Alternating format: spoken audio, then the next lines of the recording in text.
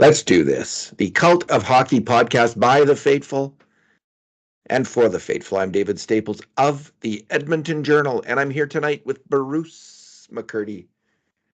Hey, Bruce. Hey, David. How you doing tonight? Doing okay.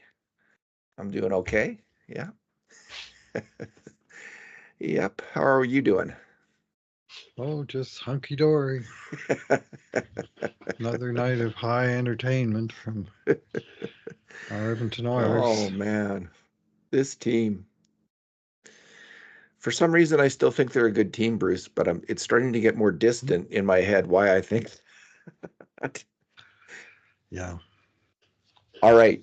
Yeah. The Oilers. Go ahead. Nothing. No, go for it. Oilers lose 6-2 to the Anaheim Ducks. Hey, a team that's trying to make the playoffs, and the Oilers seem to believe they have it made, but have given up on finishing first overall, evidently. Bruce, this is our two good things, two bad things, and two numbers podcast. We will have a bonus conundrum at the end of the podcast. What's your good thing? Yeah, well, I got to go with Edmonton's power play, David. 2 for 2 tonight. 2 shots, 2 goals, 2 minutes and 4 seconds of man advantage, and they got 2 terrific goals. Right, great pass from McDavid to Draisaitl to open the scoring. Great pass, I thought, from Draisaitl to McDavid, who got him a full flight, and he just barged in and scored easily the last goal of the game. And you can't ask any more from your power play than scoring on every opportunity they got, right? So open and close the scoring. What's not to like? Yeah, and they were beautiful plays. I mean, they were. The first goal, classic McDavid to Draisaitl. McDavid stick handling in down the left side, whipping it over to Draisaitl, and the goal was actually made on the pass because the net was wide open. I mean, usually when Draisaitl hammers his executioner shot, he's got to beat the goalie, but this time it really was wide open, and the goalie Dostal. Lucas Dostal, he did get a glove on it or a piece of it, but it went upstairs and where Mama keeps the cookies, and a goal for Leon. And again, this is the kind of play years from now when we think of this Oilers team, it's just going to come so readily to mind. That particular combination, just like Gretzky to Curry, kind of defined the '80s for the Oilers. McDavid to Draisaitl is the definition of this era. Bruce, the grade A shots in the game were 15-12 for the Oilers, but I'm going to suggest that the more significant number was the subset of 5 alarm shots. And I'm just trying to find my document which says what they were. The subset of 5 alarm shots, which are the more danger shots, grade A shots, they got to be about, they're about 25% on average going in, and the 5 alarm shots are closer to 33%. The Ducks had 8 5 alarm shots to 3 for the Oilers. 8-3. And that really, I think, is the story of this game. The Ducks had a lot of really good scoring chances, grade A shots.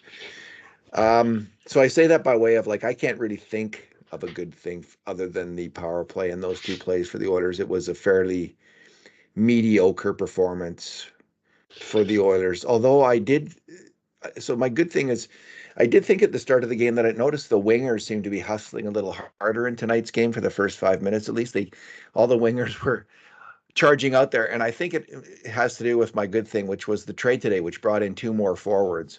One of them who I'm not sure if he doesn't play that much center. I guess he's more of a winger, but he's definitely going to be on the third line for the Oilers. And he's a super aggressive winger from the Boston Bruins, just turned 27, Trent Frederick, a very nasty, ornery player, exactly what the Oilers need on their third line. He's had decent scoring seasons in the past for a third liner. He's been injured this year, it sounds like, and he hasn't. Just now. He hasn't been playing with an injury. He's played like the last 2 years he played it full season last year, 82 games, and I think better part of it the year before. And this year he's at 57 games. So he was healthy right up to last week when he hurt Okay. his ankle. He But he hasn't been hurt his playing ankle, and well. now he's out. He hasn't been scoring as well this year. That can oft for a role player who only gets their chances at even strength. That often comes down to some puck luck, if I'm completely honest. But maybe he has dropped off a bit this year. I'm gonna guess he's been banged up a bit this year, but I don't know for sure. Anyway, he's out for the next 2 or 3 weeks. But the Oilers also picked up Max Jones, who was I think a first round pick of the Anaheim Ducks actually, Yes, indeed. and was a big player I think for London. Yes, And indeed. physical. Like he looked like he might be a player for a while. Big physical Hmm. guy who can move. He's mainly Yep. been in the AHL this year, so we may or may not see him. But he's a good depth pickup for the playoffs because he's a big guy who hits. But I Mhm. really liked, you know, earlier in the year what I was saying the Oilers needed. I always thought was another defenseman, but a third pairing guy. Um, but the main need I thought was a center third line center a big third line center who can check and hit and is nasty. And this is a pretty good approximation of what I wanted to see arrive in Edmonton. Um, the price, Bruce, was a second, a fourth, and prospect Shane LaChance, who was a pretty good prospect, but his father, Scott LaChance, a former NHLer, is the head scout for the New Jersey Devils. And I think LaChance is in his third year of college hockey, and always the concern for a U.S. college hockey player with strong roots in the United States is that he'll go to his fourth year and then just pick his team, and that team become a free agent, and that team might have been the New Jersey Devils. So there was that. That might have been a factor in the trade. Bruce, what did you think of the trade, and what did you think of the price paid? His fourth year is actually now, even though Oh, it's it's only his now. second year of NC2A, but the 4 year clock starts counting from the draft. And he Ooh, played that's even worse then. 2 years for Youngstown Phantoms of the U.S. Hockey League, scoring 11 and then 33 goals. And now 2 more years with Boston University. So this is his draft plus 4 season. So it's anyway, he They can were going to lose him, eh? declare, well, on August 15th. I think this is one of Yeah, those August 15th kind of yeah. things, and they were going to lose him. And Stauffer said, honestly, David, I was happy to hear this in the sense that it made the deal make a lot more sense. Yes, Like because I he is a thought, good why the prospect. hell are you giving up Shane LaChance for like saving $500,000 for 6 weeks? Because that's really all they got out of it was a further buy down of Frederick's contract. Yes, Well, if they know they're going to lose the guy and they can get any value at all for him, might as well do it. because he's six So five, 220, and I'm he not. can got a good shot, and he's aggressive, and he looks Mhm. like he might be Trent Frederick in a few years, to put it. That's kind of Yeah, where he's trending. yeah, Maybe I don't think he'll yeah. be much better than that, but looks like he might be an NHL. Like he's got some NHL tools, his shot and his size and his aggression. So Yeah, well, he's 21 still, and yeah, it sucks to give up on that. But that U.S. college thing is a real boondoggle that the players have, and it's not all bad. I mean, the players have a degree of control over where they get to play. But for a Canadian team to pick people from that pool is, I mean, remember Calgary taking Adam Fox. And there was no chance he was going to play for Calgary. In fact, they traded him to Carolina. There was no chance he was going to play for Carolina. He wanted to play for the Rangers. And eventually his rights got traded there and then he signed. do you mean the And it's same just, Adam Fox who sucked so bad on Connor McDavid's winning goal? he had a bad tournament. He's a really good player, but He man, is. he's in a funk right now. Anyway, the it actually gave me a little bit of reassurance that at least Yes. the Lachance move. I mean, it sucks that they was going to leave, but at least it makes the move make sense. Like after they gave up Michael Kesselring in that trade a couple of years ago to bring in the big guy Bugstad, and they brought his salary down and they threw in a third rounder and Kesselring at him to get him. And, and that was a big overpay, especially Kesselring. And as it turned out, Yeah. and at least this part made so what they wound up doing though was still trading three pretty good assets to bring on Trent Frederick, and they got the last quarter of his season on an expiring contract. He too has just turned 27 and will become a UFA on July 1st, barring the Oilers signing him in the meantime. And if they do sign him, they're probably going to have to pay him because he was making $2.3 million on his last contract, and his value has gone down a little bit with the season he's had this year. But what you're hoping to see is him coming in and being a difference maker here. And if he is, then he'll be valued, and if he does get paid, he'll get paid. So we'll see about that. But for him, they gave up a prospect in Max Wanner, who many in oil country were really high on for about 2 years. And then this year he had a tough year, and then he had a tough injury. But he was already struggling before that. And then 2 draft picks. The second rounder that they got as compensation for Philip Broberg. So think of it, they lost Philip Broberg and they got a second round pick back. And now the second round pick was just one of 3 parts that they needed to bring Trent Frederick over here. Yes. 4th round pick in 2026, plus the Broberg pick, which was the second rounder, the highest pick Oilers had in the upcoming draft. Like, this is one of the real bullets they had in their chamber. And then, of course, Max Wanner. And they got Boston retained half on Frederick and then moved him to New Jersey, and they retained a further quarter in the chance deal. So Frederick himself is only $575K against the cap for the remaining part of the season. But the other aspect, of course, is he arrives injured and won't even play probably for 2 or 3 weeks. So yeah, but he is what they need. Him and Max Jones, like, that's very. I was surprised how similar they are. 6'3", 221 for Frederick, 6'3", 216 for Jones. They were both drafted in the last part of the first round of 2016. They were born 6 days apart, and both Americans. So maybe they came with tariffs today. Yeah, the tariffs that united Canada, Bruce. I've never seen Canada so politically united in one moment. So I don't know. Wow. It took something pretty stinky. All right, Max Jones, 6'3", 216. Yeah, he looked like he would. There was times when I was watching him in Anaheim, where I thought, oh man, here's a budding power forward for the Ducks. Yeah. But he's never really turned the corner. Very unpredictable guy, unreliable player. And right? he's one of these guys that could do anything at any time, including, whack someone or, do something way out of line, dirty hits and stuff. And there was no telling what he was going to do next. And, sometimes that can be a factor to have on your side. But Anaheim tired of him, and they finally, last year at age 26, they did not tender a renewal, so they let him go on his way for the famous second opinion, as Craig McTavish called it. Yeah.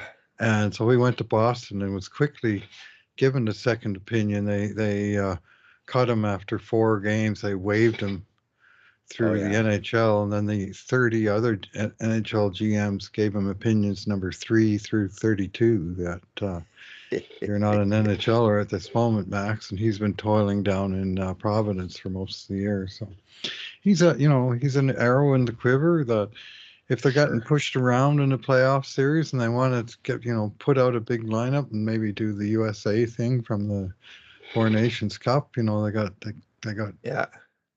got Kane, somewhere in the mix, and they got Frederick, and they got, another big, aggressive, ornery forward if they need one. He might bring some of that. He might bring some of that Klim Kostin energy from your description of him, Bruce. Like, he's a similar player to Klim Kostin, and maybe we'll have some of that from him. Anyway, Frederick, I think, is more of a bona fide NHLer. NHLer, absolutely. And I've seen him he's a tough guy. Like I can recall him being a tough guy against the Oilers. So that's He going to be, fought I he think fought Corey Perry last time they played. yeah, I was really happy, Bruce, when I saw this trade. I was worried the Oilers weren't going to be able to do much at all. And so you give up a second round pick. A second round pick has like a 1 in 10 chance of being a core 12 player, if that, maybe a 1 in 15 chance. It's an So Oilers second round pick. yeah, I don't know. yeah, Yes, Ryan McLeod was a second round pick. He worked yeah, out pretty good. yeah, and that's about it for recent seasons. Stuart Skinner was a third round pick, Third. so there's another core Yeah, 12 you can player. can get Edmonton's got a long history of not doing much with their second rounders, even as they do better later in the draft. They have done a very well late in the draft, Bruce, including, an asset in Maximus Wanner, who was used to trade Right.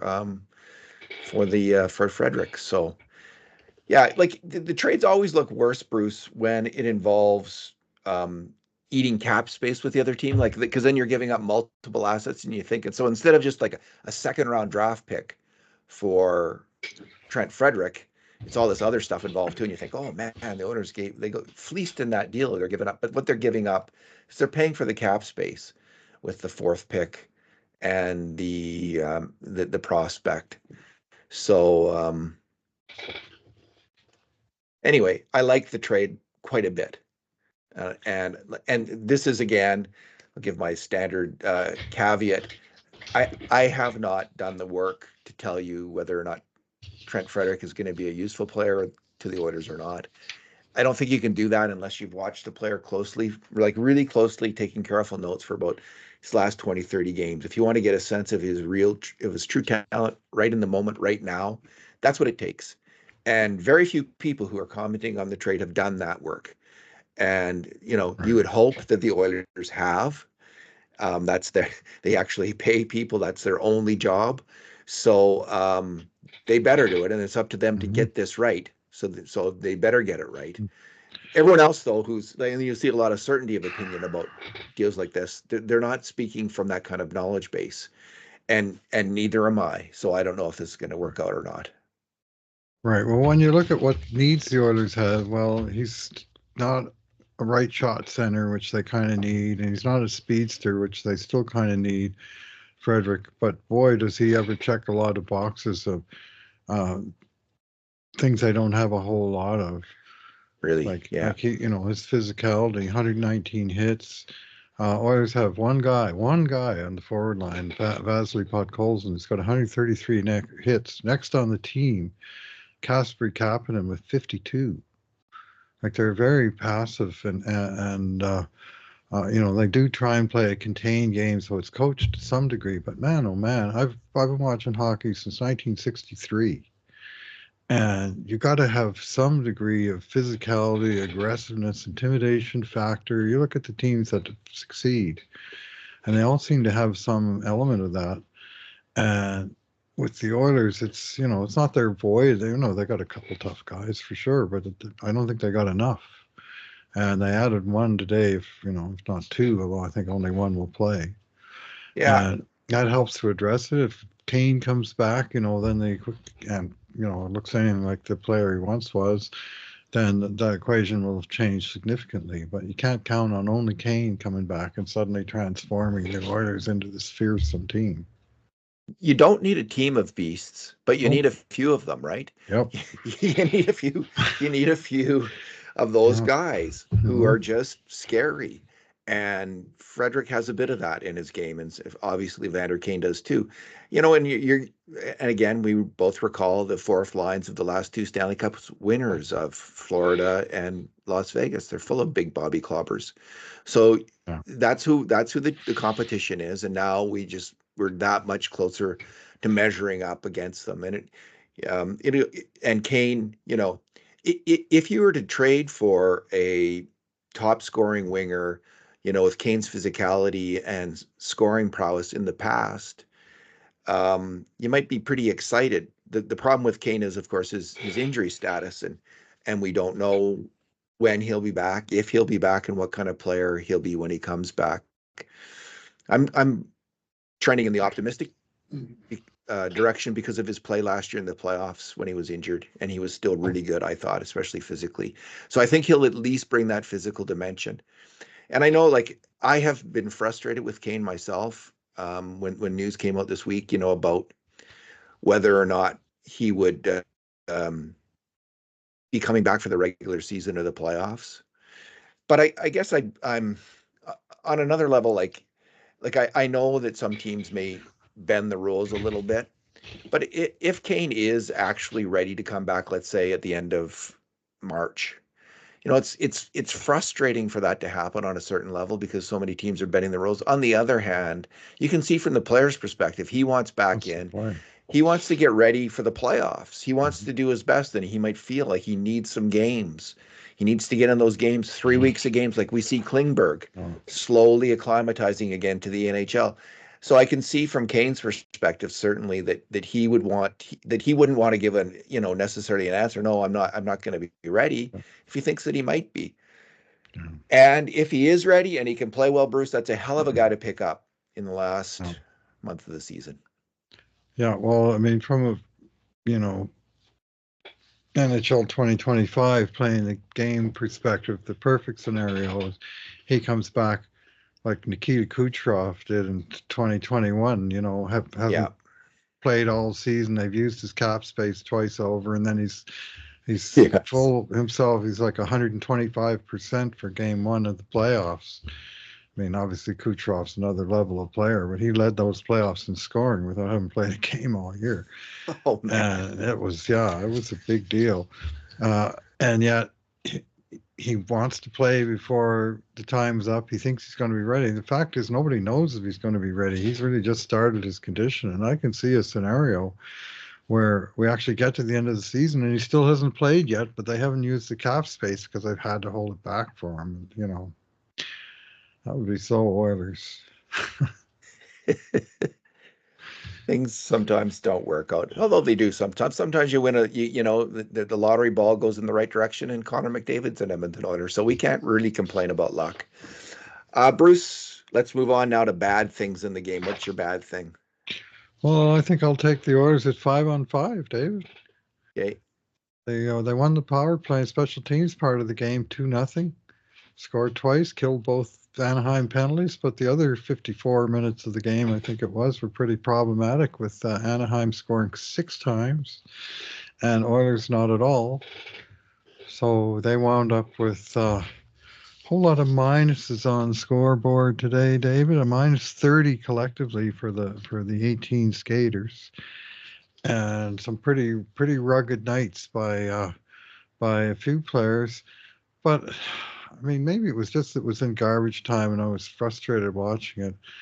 But man, if it's not McDavid and Draisaitl creating for the Oilers, who the hell is going to put the puck in the net? Like, there was nothing really. The rest of the offense was absolute pop gun. When they did get a chance, they'd whiff on the shot, or they'd dribble one in, or they'd miss the net,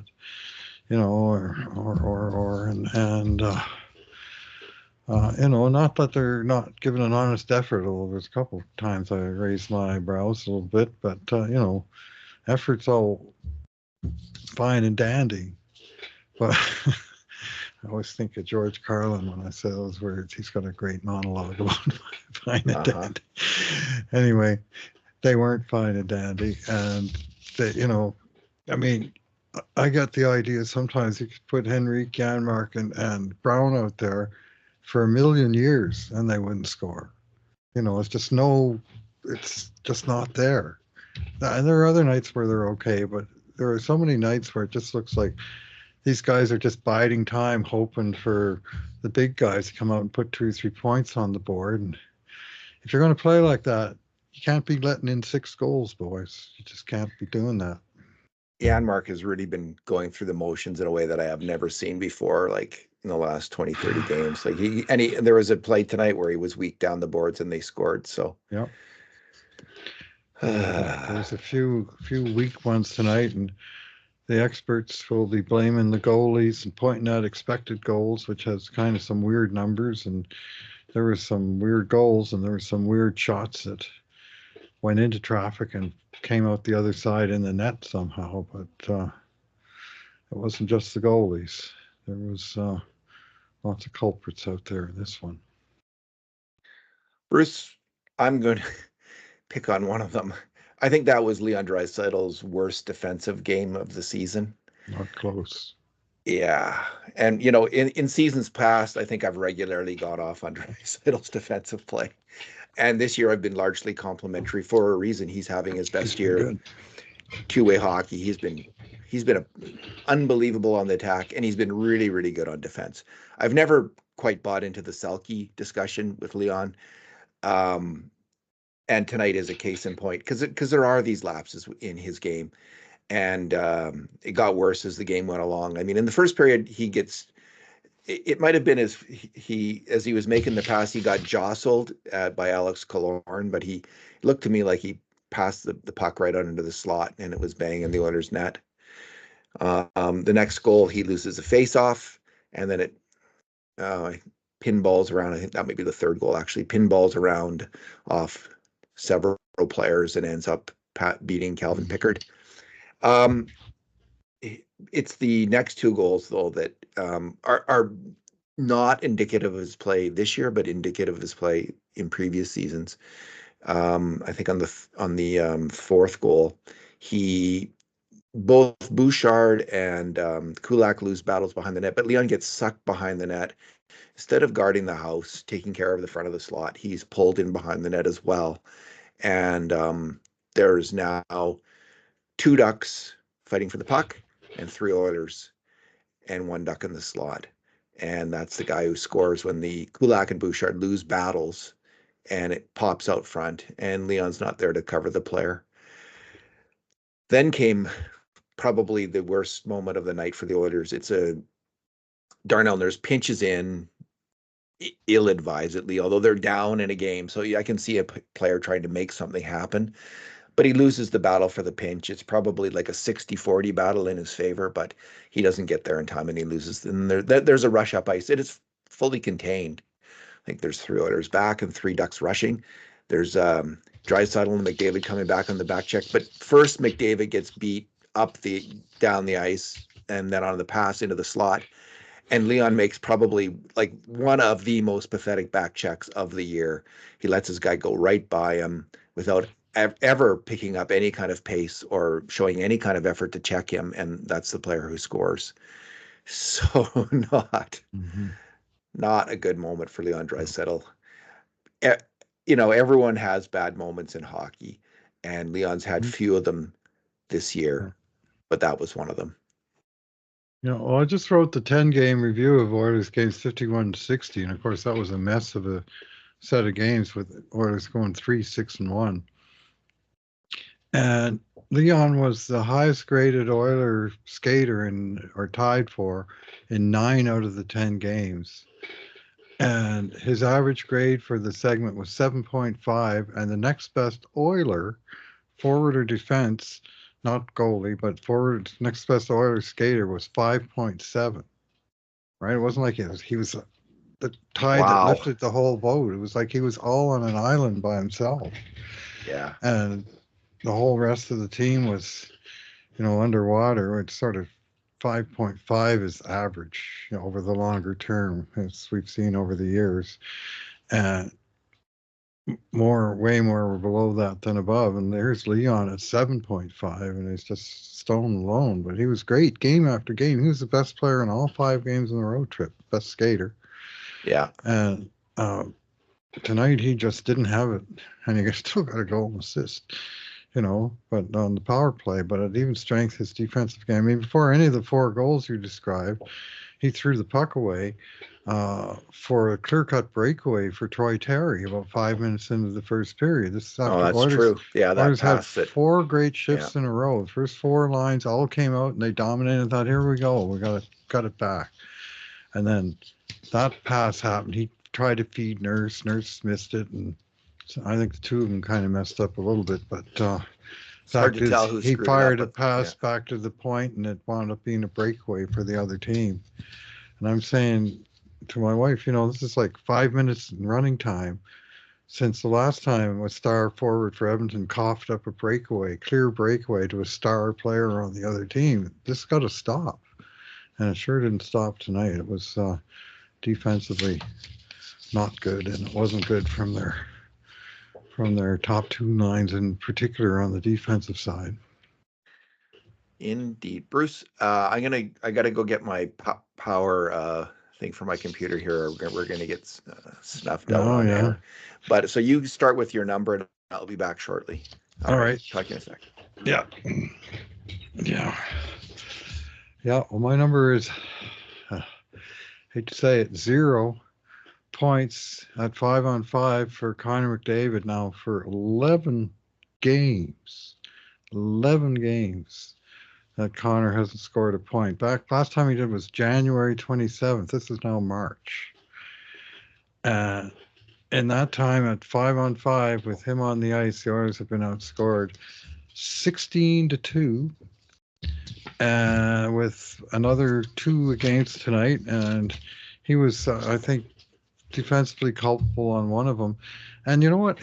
He actually looked good in this game in many parts of the game. Like, I thought he's got his mojo back. He was skating and darting around, stick handling fast, but not really breaking through. And it's very surprising to watch this guy who's been, an outscorer for most of his career, and one of the top outscorers in the league for, all the time that he's been in it. He's in the top 10 for plus, but he's bleeding goals every game right now. And even when tonight it wasn't he played poorly, because he didn't play poorly, but boy, the results weren't there, and at least not in the 5-on-5 portion of the game. And you kind of wonder where's it gone and when will it come back. Who are you talking about? McDavid. Oh, McDavid. Zero 5-on-5 points for 11 games, not since January 27th. And that was the game he came back from a suspension. He scored in that game. And since then, that suspension, I don't know what happened, but and again, like I just said, to recap, I thought he played well mostly tonight. He looked way more like himself. And yet there was really nothing that came of it. Came close, I guess, but he did rush in a few times with more authority and speed and get off a few good grade A shots from they were kind of marginal grade A shots. How many were 5 alarms though? None. Yeah. Well, that he shot himself. Hyman hit the post with one that the that was nice. Poor old Hyman, man. He looked so sad after he got that. Gudas is a nasty player. I wish he was an Oiler. That if they traded for a defenseman, now they're not going to get him because Anaheim's trying to get a playoff spot, I guess. But if they could trade for him, that's the guy I'd want. Bruce, my number is .901. That is the average save percentage in the NHL this season. Stuart Skinner is now .897, and Calvin Pickard is .896. So if you believe that the Oilers are a better than average defensive team or an average defensive team, you might suggest that there's a problem in net, that they're not getting enough saves from the goalies. And that's actually what I've come to believe. There's just been too many iffy goals against, including one tonight, the outside shot from McTavish that went through Emberson. It was screened, but I just feel Pickard had lost his net. His skate was he was outside of the outside post, and that should never have gone in. It's a terrible goal against. And there's been too many plays like that where it's just like, how did that go in? And so you look at it and you think, oh well, it was a tough moment, and it was screened, and it was this and it was that. But it's just like, God, you got to make those saves, and there's too many of them this year, Bruce. So the conundrum is, what should they do? And I want to preface this by Bob Stauffer coming on the airwaves again after the second period, score 5-1 at that point, and saying, he says, fans aren't going to like to hear this, but he doesn't foresee the Edmonton Oilers trading for a goalie. Fans don't want to hear that. No, they don't. The vast majority of fans, Bruce, are in have the same opinion that I do, that picking up another goalie would be a heck of a good idea. And I want to make clear, because I think a lot of people jump to the conclusion that everyone's advocating for trading Stuart Skinner, giving up on Stuart Skinner. Everyone who says this is doing that. I've actually don't think that most people are thinking that. What they're thinking is, what you want is a goalie who can come in and challenge Stuart Skinner for the starting job. Someone who is good enough that you have a tandem of goalies that you can run. So I think that's actually the position of the vast majority of fans who want another goalie. It's not like gas pipe Skinner. It's bring in another goalie who's good enough to challenge him. And so what do you think of, where are you in this whole debate right now, Bruce? Well, we talked a little bit about this last game, and I pointed out that the Oilers locked themselves in essentially on June 29th or whatever date they signed Pickard just before free agency opened last year, that they were basically happy with the goals they had, because they signed him for 2 years. They had Skinner for 2 years. It was like, well, our Band-Aid from last year worked, so it should work for 2 more years. Yes. And they did not bring in a goalie that could challenge for a 1A, and there's no one in the organization really who's in position to really challenge Skinner for the number one job. I mean, tonight this was the first time all year that Pickard's gotten back-to-back starts. He started one out every 3 games all year long, but they've always been single games. That Skinner started the one before or the one after, and Skinner starts 2 of the 3, and he's played 3 in a row a few times, but never more than. So they found this formula. Well, Pickard finally delivered a good game the other night. It was the first good game of goaltending the Oilers had in a while, so he deservedly, to me, got the next start. And what does he do? 4 goals against in the first period to the bench. Second straight home game that the Oilers goalie got yanked after 1 period. And it just wasn't good enough. The goal you're referring to, my son Kevin said, he looked at the one angle and he said it was like Pickard was left justified to the goalpost, as opposed to being in the middle of the net. Yeah. And I thought that's a great description. And anyway, Yeah. not good. Not And good. he made some saves. I mean, he stopped that Troy Terry breakaway, which He really did.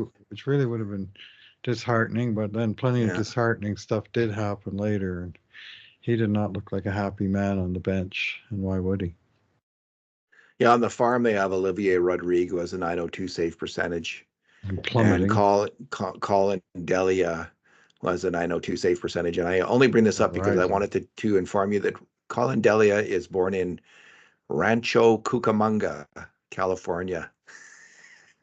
Rancho Cucamonga. Okay. Yeah, it's probably Cucamonga. You're probably right. Rancho Cucamonga. I wonder what that town's like. Is it a Okay. town or is it a ranch? Rancho. It's a rancho. Bruce, I don't know. Like, they could take it. They should bring, like, if you can't count on Rodrigo and Delia just because of, for injury's sake, they should bring in another guy just to guard against something happening. But Calvin Pickard is Calvin Pickard, and he had kind of a career year, close to that. He's been a below 900 save percentage goal in the NHL for a long time, except for last year. He did really well last year, and a bit of a folk hero in Edmonton for coming in when Stuart Skinner was not playing well. Jack Campbell, when he came up from the minors to replace Jack That's Campbell. There you go, and that as well, right? So we can all be grateful for that, but I really would like them to see them get the best available goalie they can find. And you just never know. Like, if Calvin Pickard can get hot and win you some NHL games, what if you bring in a slightly better goalie than Calvin Pickard? Like, instead of a career, whatever Calvin, let me just go back. Whatever, he is a career. Okay, now I gotta find the stat for you. Calvin Pickard has a career save percentage of 903. So, and let's say you But have most of that was when the league average was 910 or higher, right? yeah. So let's say you could bring in, instead of a 903 career save, like say a 908 career save percentage goalie. Instead, you could probably find that player. And why not? Why not do that? And I know why not, because they don't want, like, these goalies support each other, and you don't want to upset team harmony. And there's nothing wrong with the Oilers goaltending. We've also heard that. Bruce, come on. There is something wrong with the Oilers goaltending, and they would do well to address it. And I hope that they do. We'll see what happens. If they don't, I'll be rooting for these two guys like crazy. But if they go, screw up, I'll be first to I'll be one of the first to have the knife out as well. Because listen, this is pretty obvious right now. This is a problem. Yeah. Well, the pressure has been ramped up on these guys, and they're not really responding well to it. Yeah. And goalie sympathizers like myself can rail against the pressure not helping from the people supposedly rooting for the team, ripping their goalie a new one every time he lets one in. Well, guess what? The guy's going to look like a Swiss cheese after a while with all those new ones getting ripped. And that's what we're seeing.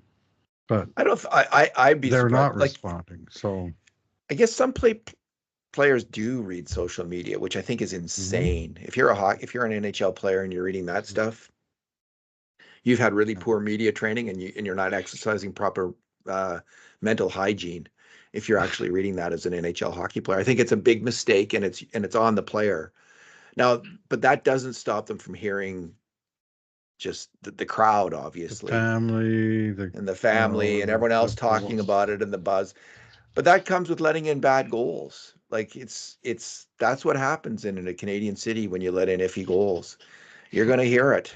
And the defensemen hear it. Like, I'm a defenseman apologist. Like, you're a goalie apologist. I always feel like, the defenseman couldn't have done anything there. The play developed too quickly. Like, he had to cover this guy. There's no way he got over there and cover the other guy. So they should have stopped it. Yeah, that's right. No, the forward on the Oilers, it's the forward should have been there. Never trust the forward, Jason. Yeah, like Strudwick says, the great Strudwick quote. And it's like we saw it again tonight when Klingberg went in on the attack, gets a backhand shot, play comes back the other end, and who's supposed to be covering for Klingberg? Ryan Nugent-Hopkins, who's kind of lottie-dying at center ice, and there's a breakaway and a goal. So is Klingberg. Never trust a forward. Anyway, what do you think they'll do? Any final thoughts on the trade deadline? Well, every time I watch them, I think they need this, that, and the other. I saw a list the other day. Someone published a sort of tongue-in-cheek list of the 10 things that they needed.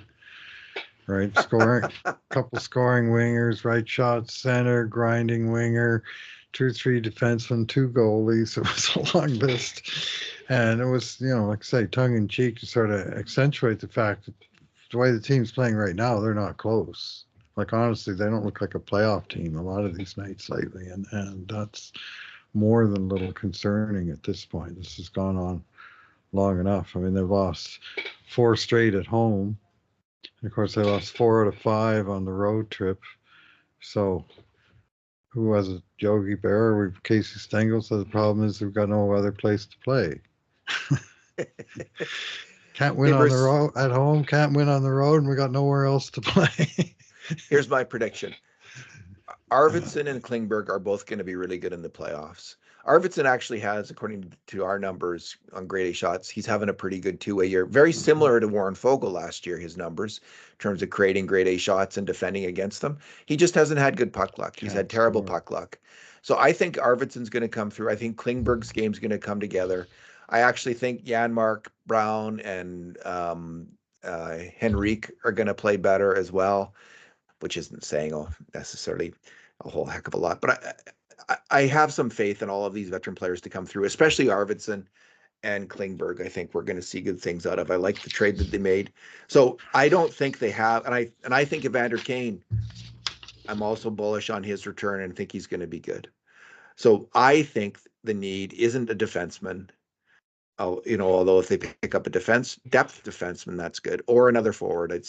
To me, it's obviously in net, because that's the one where I can't say with like that. Do I know that Stuart Skinner can get hot and play well? Yes, I do know that. And that Calvin Pickard can come in and throw a good game at the opposition now and then? Yes, I know that. But I don't believe they can win the cup with this tandem. That's what I think. So that's why I think they need to trade for a goalie. And that's to me the need, and that's what they should address. Yeah, well, you mentioned Arvidsson. I mean, tonight I saw him in a good way a few times, and according to our own counts here, he was in on 4 grade A shots for the Oilers, just one against that he was Yeah. personally involved in. Yet he wound up the night -3 with 1 shot on net. Like you look at this, and you think there's a guy that had no positive impact at all. I mean, he did make his process actually was pretty good at times, but nothing comes out of it. Doesn't seem like it. Yeah, and I haven't tallied up the grade A shots, like who's actually getting shots on net to see like what his expected goals should be. He's only got 7 in 46 games. Yeah. I'm going to guess he should probably have about 12 or 13 if he had an average shooting percentage for grade A shots.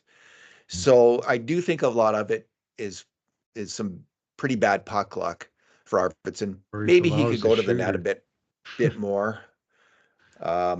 But I do think he'll come through, and I like I know everyone's up in arms that all these players have no movement clauses. I think if you looked around the NHL at similar deals that most teams are giving these no movement clauses to players. You cannot get them to commit to a team otherwise. Now maybe I'm wrong. Maybe you could show me a team where this doesn't happen. But the argument I heard specific to Henrique signing here for $3 million when he was offered but 3.5 by Winnipeg. Yeah. And the rationale being him saying, okay, I'll sign there, but you have to promise me you're going to keep me, because if I sign with you for $3 million and then you trade me to Winnipeg, I'm not going to be happy. Yeah. And fair enough. If you're coming in, signing a low ball offer, you're specifically targeting that team, and you should expect some degree of commitment coming back. What baffles me is that we knew about Jeff Skinner's no-move clause the day that it was signed, and we never heard word one about either Henrique or Arvidsson until this week of the trade deadline. All of a sudden now we're talking, are you sure that didn't ever come out then? It never came never out. Mentioned, never talked about? Because I always had it in my mind that specific to Skinner. I always had it in my mind you could never trade these players. Like I never thought that was a possibility. So anyway, not that there's a huge amount of trade value. Puckpedia didn't have it on their site as they had Skinner tagged and not the other guys, and it's been that way all year. And suddenly word comes out that, oh wait. Well, I really like them signing Henrique, and I like them signing Arvidsson. Mm-hmm. I didn't know about Jeff Skinner, whether that would turn out or not. And I was intrigued to see him, but none of them has really worked out very well. And it's $10 million, and they've all got no movement clauses. The one move here's something that I'm going to say might happen. I'm not an insider. I'm just guessing, just based on human psychology. Jeff Skinner, I think, with the acquisition of Frederick, he's got to see the writing on the wall.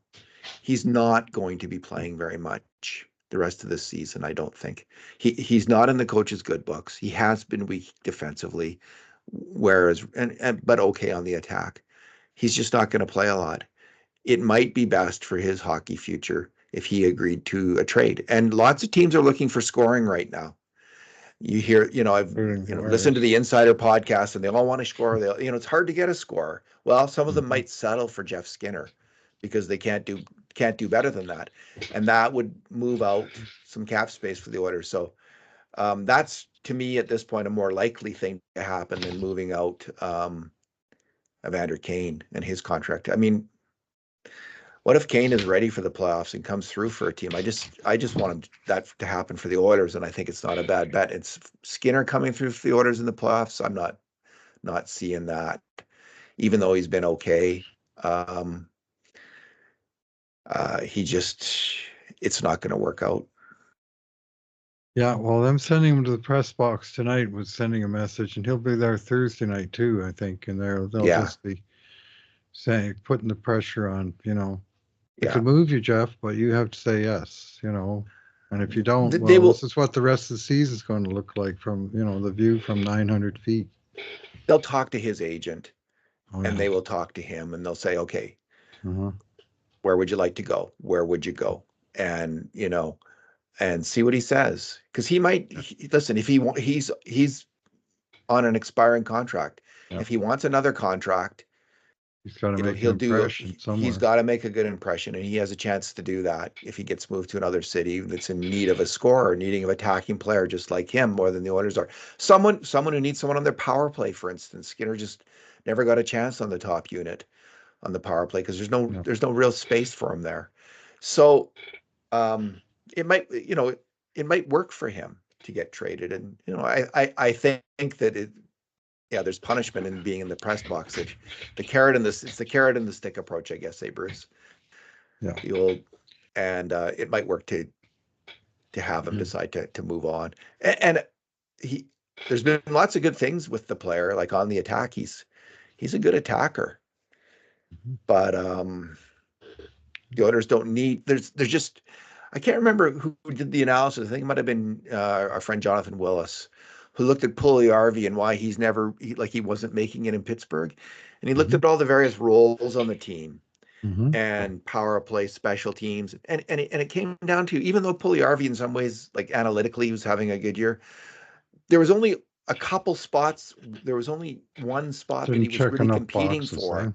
Yeah, there was just one spot. And I think Skinner's the same way. There's just actually one spot in the lineup right now that he's competing for. And he just lost that spot to Frederick for sure. So, and when Kane comes back, like there's just not happening. He's not going to be playing. So we'll see what happens with him.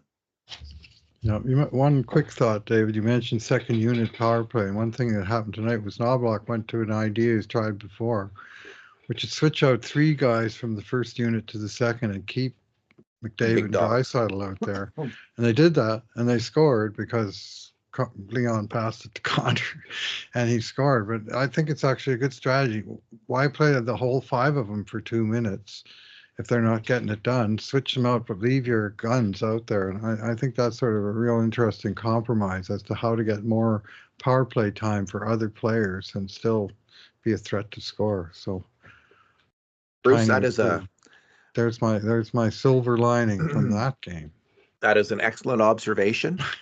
And it might just work. Maybe we'll see that a lot more. I think we have seen that a few times before. Yeah, early in the season, a few times. I'm not sure it's worked before. It worked tonight. I mean, 6-2 goal, whatever. So, alrighty. Well, Bruce, let's leave it there. What's the next game Thursday again? Actually, it was the 1-0 goal. Now that I think about it, that they scored that way. So, big one. I thought it was. Yeah, I thought it was the second power play goal too. Yeah. Yeah, no, his first one. Ekholm got the assist on it because he was second unit. Anyway, a nice wrinkle that shows a little bit of promise. The next game is Thursday against Montreal Canadiens. All right, Bruce. Thanks for talking. Own fight for playoff spot and on a hot roll of their own, just like the Ducks. Ducks are a real good young team, by the way. And I thought this was a trap game. I had a bad feeling about it the more I thought about it. They were like now 9-3-1 in their last 13, and they got a lot of good young players. And it was very obvious that they do and Edmonton doesn't. That really stood out in this game to me. Alrighty. Great. Thanks, Bruce. Thanks for talking tonight. Thanks for listening, everyone. And in the meantime, and in between time, this is another edition of the Cult of Hockey podcast.